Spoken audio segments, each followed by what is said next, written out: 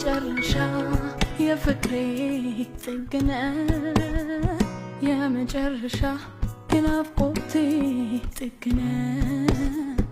የመጨረሻ የርአቤ ጥግነ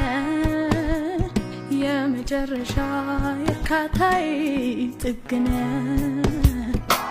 ምን አለ ካንተ በላይ መጓጓነት እዚህ ምድር ላይ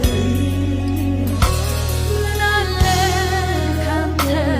በላይ መሳሳነት